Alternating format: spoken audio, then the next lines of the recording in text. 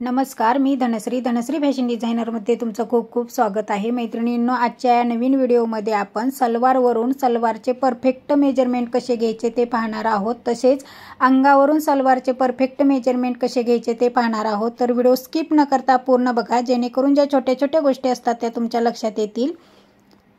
तर सलवारसाठी लागणारी मापे बघूया। अगोदर सलवारसाठी पूर्ण उंची लागते, नेपा आणि बॉटम घेर ही मापे आवश्यक असतात सलवार कटिंगसाठी।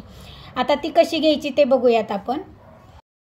आता सुरुवातीला पूर्ण उंची मोजायची आहे। तर इथून नेप्यापासून इकडे खाली बॉटम पर्यंत जेवढं भरेल तेवढी नेप्याची पूर्ण उंची येईल।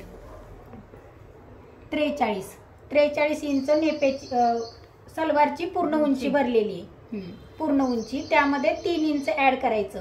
ते कशासाठी, इथं खाली 1.5 इंच बॉटमला दुमडायला 1.5 इंच आणि इकडे वरती नेप्याला दुमडण्यासाठी 1.5 इंच, म्हणून आपल्याला पूर्ण उंचीमध्ये 3 इंच ऍड करायचं असतं। म्हणजे आता इथं 43 इंच भरलेली आहे पूर्ण उंची, तर त्यामध्ये 3 इंच एक्स्ट्रा म्हणजे 46 इंच, म्हणजे सलवारची पूर्ण उंची आपण कपड्यावरती 46 इंच टाकायची।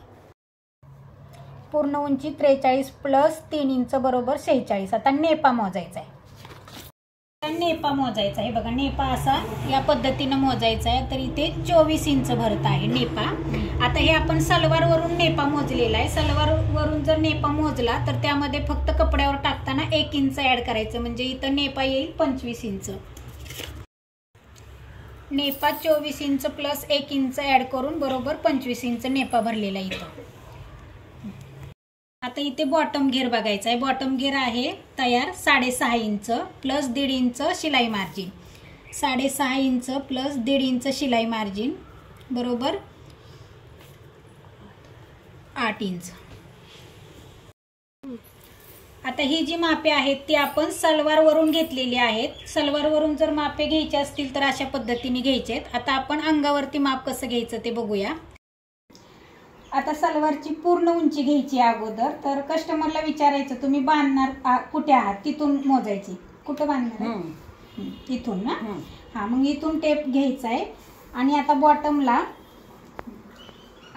किती पर्यंत पाहिजे, इथं बस ना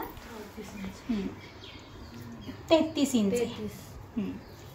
पूर्ण उंची आहे 33 inch plus 3 inch add 3 inch, म्हणजे इथं पूर्ण उंची किती झाली, 33 प्लस 3 इंच बरोबर 36 इंच घ्यायचा आहे कपड्यावरती। आता आपल्याला नेपा काढायचा आहे। तर नेपा हा असा सीट घेर वरून घ्यायचा आहे। सीट घेर जेवढं भरेल तेवढं। आता बघा इथे सीट घेर भरत आहे 40, तर 40चा निम्मा भाग किती झाला, 20 इंच। 20 प्लस त्यामध्ये 4 इंच एक्स्ट्रा लुजिंग ठेवायचं नेप्यासाठी।